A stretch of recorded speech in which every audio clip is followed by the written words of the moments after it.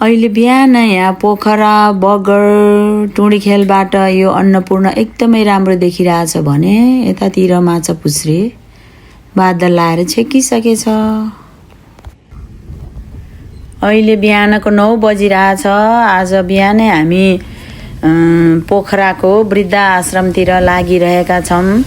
आज पोखराको वृद्ध आश्रममा हामी उहाँको बुवा आमाहरूलाई खाना खुवाउने प्रोग्राम गरिरहेका छौँ।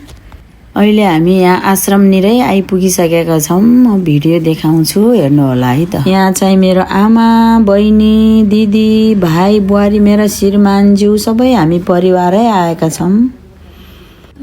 अगाडि नै झन्डै 10-12 वर्ष अगाडि त म आएको थियो पहिला। यहाँ निकै नै राम्रो बनाइसकेछ। अहिले यो निकै ठुलो एरियामा बनेको छ वृद्ध आश्रम। यहाँ सबैको सहयोगले निकै राम्रो बनाइसकेको छ। नमस्ते नमस्ते। सन्चै हुनुहुन्छ?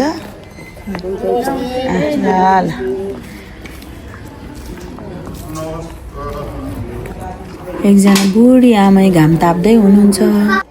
यहाँ एउटा मन्दिर पनि बनिसकेको छ। पहिला म आउँदा थिएन। बसिरहेको के हो यसको नाम?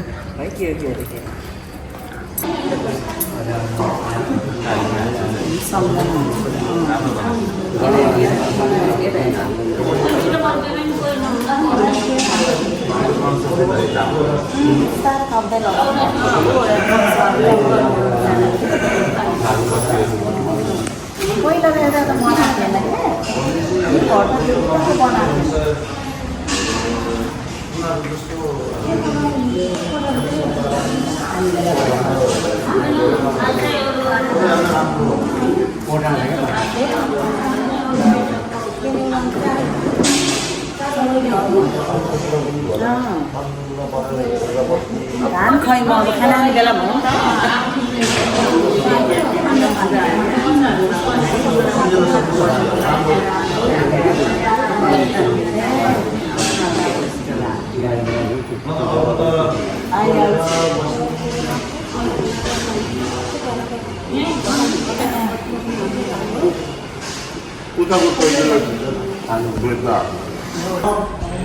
अब यहाँ बुवा आमाहरूको खाना खाने टाइम भयो जस्तो छ। सबै आएर बसिराख्नु भएको छ। यहाँबाट एकदमै राम्रो भ्यू देखिने ठाउँमा छ यो पोखराको वृद्ध आश्रम। हजुरहरू जो कोही पनि आएर यहाँ मद्दत गर्न सक्नुहुनेछ बुवा आमाहरूको लागि।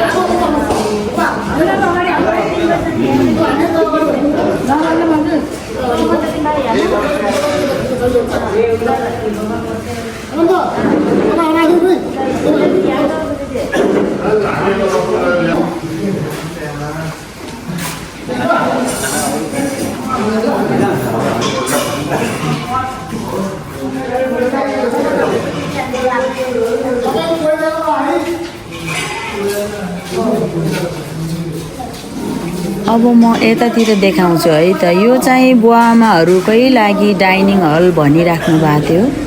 यहाँ अझै पनि बनाउन बाँकी छ जस्तो देखिन्छ र हामीले बुवाआमाहरूकै लागि फ्रुटी जुसहरू र फ्रुट बनानाहरू ल्याएका थियौँ खानासँगै दिने भनेर। र यहाँ जम्मा जम्मी 50जना बुवाआमाहरू हुनुहुँदो रहेछ। अलिअलि त आउनु भएछ, तर कति बिरामी बुवाआमाहरू चाहिँ कोठामै चाहिँ खाना लगिदिने गर्नुहुँदो रहेछ उहाँहरूले।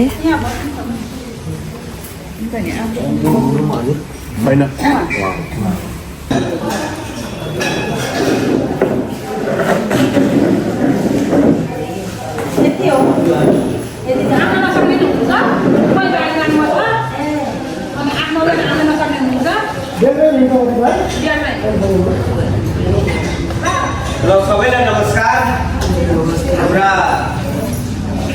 पोखरा वृद्धाश्रम सीतापाइलामा आज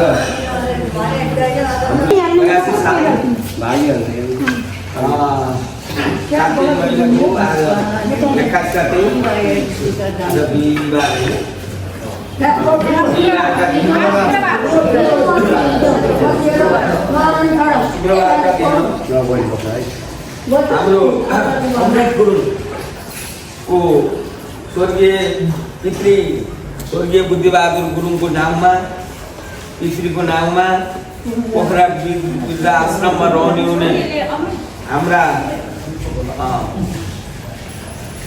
यी माता पिताहरूको माझमा अमृत गुरुङ उपस्थित हुनुभएको छ र उहाँका सहकर्मी आमाहरू सम्पूर्ण बुवा आमा भाइहरू दिदीबहिनीहरू दिदी दाजुहरू सम्पूर्ण बुवा आमाको अगाडि उपस्थित हुनुभएको छ। उहाँलाई सबैले एकपटक स्वागत गर्दिन, तालीले स्वागत गर्न र उहाँहरूलाई सम्पूर्ण एकमुष्ट तथा स्थानमा आसन गर्नुपर्ने पनि म हार्दिक अनुरोध गर्न चाहन्छु। आज उहाँले एउटा महत्त्वपूर्ण कार्य ठुलो कार्य गर्नुभएको महसुस भएको छ। किनभने एउटा अन्नदान जस्तो, एउटा खाना खुवाउने जस्तो महत्त्वपूर्ण दान अरू हुन सक्दैन। त्यसैले अन्नदान ठुलो दान हो। यो दानले यहाँले एउटा स्वर्गको ढोका खोलेको महसुस भएको छ हामीलाई, सम्पूर्ण सपरिवारहरूलाई। र यहाँहरूको स्वर्गीय बुद्धिबहादुर गुरुङको पनि स्वर्गमा वास भएको छ। फेरि पनि उहाँको स्वर्गमै उन्नति होस्, उहाँको स्वर्गमै वास होस्, सुख शैलीले बाँच्न सकुन्, हामीले यहाँ जाने एउटा भावनाबाट सम्प्रेषण गर्न सकिन्छ। त्यसैले सम्पूर्ण हाम्रा अमृत गुरुङज्यूहरूको सपरिवारमा स्वदेशमा रहनुहुने, विदेशमा रहनुहुने आफ्ना कुल कुटुम्ब इष्टमित्र सम्पूर्ण गोत्रीय दाजुभाइहरूको सम्पूर्ण सपरिवारमा सकुशल होस्, सुख शान्ति होस्, समृद्धिको पोखरा वृद्ध आश्रम हार्दिक शुभकामना टक्राउन चाहन्छ। र बुवाआमाहरूको तर्फबाट पनि यहाँहरूलाई शुभकामना शुभ आशीर्वाद दिन चाहनुहुन्छ बुवाआमाहरूले। र तपाईँहरूले खाना खुवाएपछि यहाँहरूले पनि जाने यहाँहरूलाई सबैलाई शुभ आशीर्वाद दिनुहुनेछ बुवा आमाहरूले। त्यसैले हाम्रो अमृत गुरुङज्यूको पिताजी स्वर्गीय बुद्धिबहादुरको नाममा उहाँले 15,000 बराबरको चाहिने खाना खुवाएर यहाँबाट आशीर्वाद दिने काम गर्नुहुँदैछ। र साथमा रोटी अथवा चाहिँ केराहरू फलफुलहरू लिएर उपस्थित हुनुभएको छ, त्यो ग्रहण गर्नुहोला खानाको साथमा भन्दै उहाँको सपरिवारमा फेरि पुनः एकपटक चाहिँ पोखरा वृद्ध आश्रम हार्दिक स्वागत तथा यहाँको सुस्वास्थ्य दीर्घायुको कामना गर्दै यो कार्यक्रमलाई थोरै 2 शब्द राख्दिन। पोखरा वृद्ध आश्रमका बुवा आमाहरूलाई एउटा सन्देश दिन 2 शब्दले सम्बोधन गर्दिन। अमृत गुरुङज्यूलाई भाषी भन्नु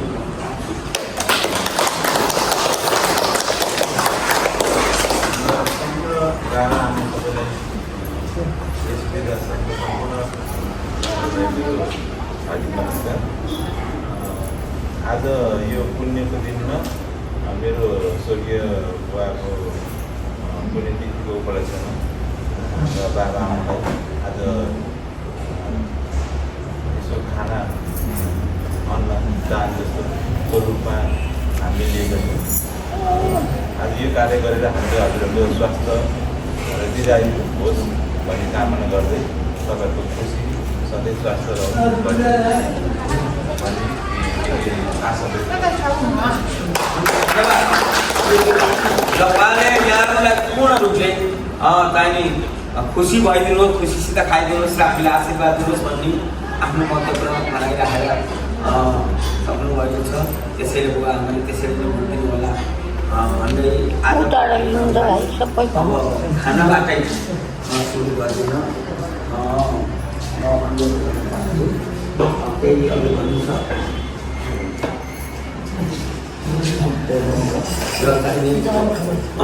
अब हामी खाना तयारी बनाएर उहाँहरूले चाहिँ उद्घाटन गर्नुहुन्छ। त्यसपछि हाम्रो सिस्टम अनुसार दिए हुन्छ। उहाँहरूले चाहिँ दुईजनालाई दुईजनालाई खुवाउनुहोस्, भनिदिनुहोस् र चाहिँ फलफुल मागिन्छ कि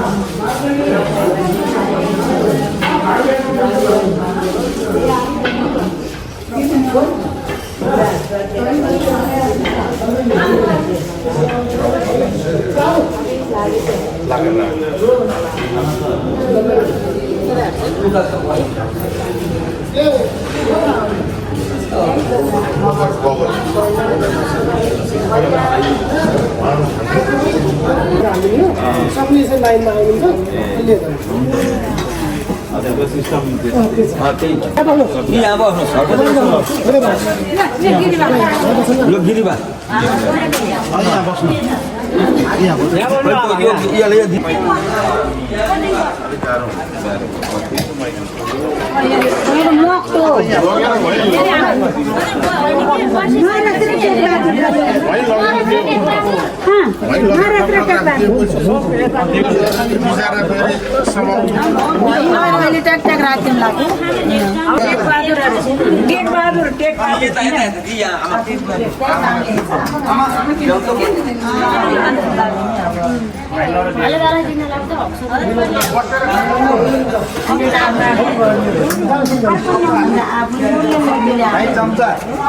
एक बार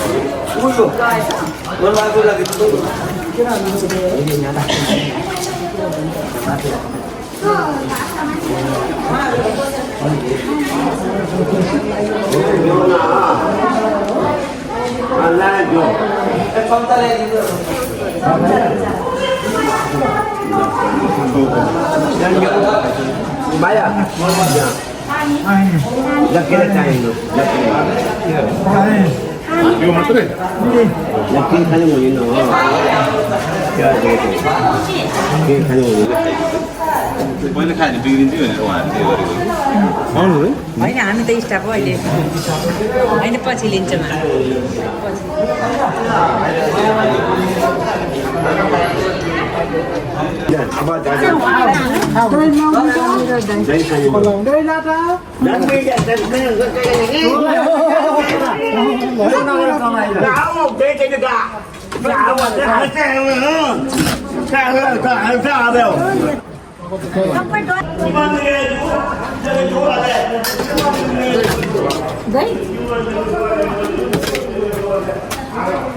जुनले खान्न उसैलाई थुपार्दैन दही लिने हो बुवा? नानीलाई दिँदैन दही लिने हो ए अँ ए लिइसकेपछि लिइसक्यो उयो त यहाँ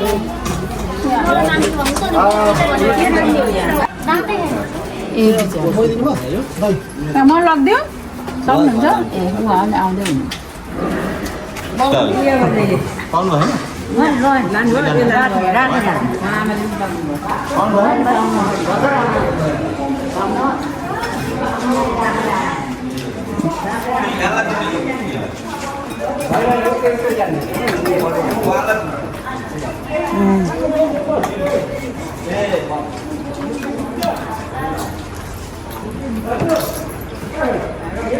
खान्छ है बिस्तारै है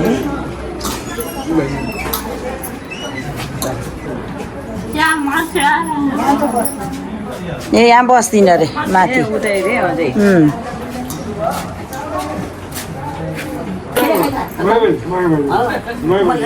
मैले बारे पुग्ने मैले कराउने बारे त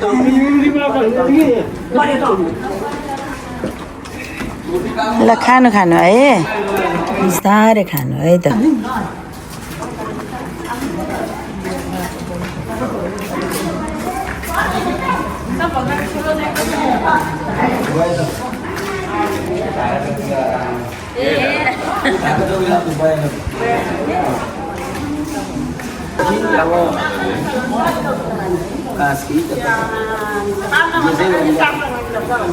उहाँले पाउनु भयो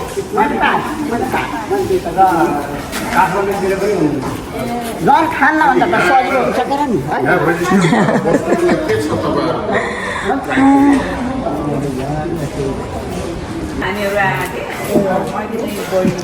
आमा मेरो आएको मैले यो समस्यामा भनेको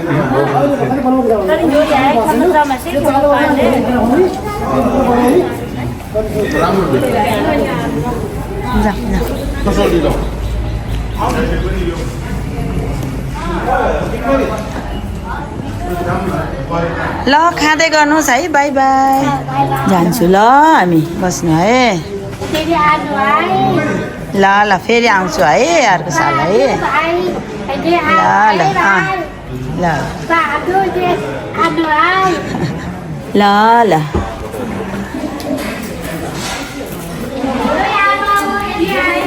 जाऊ आमा आउनु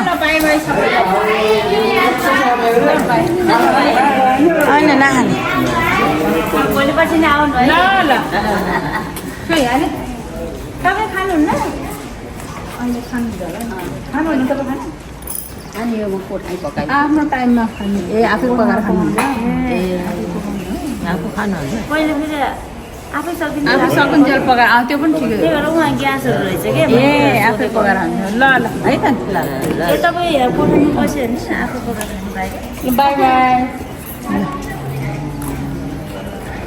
दे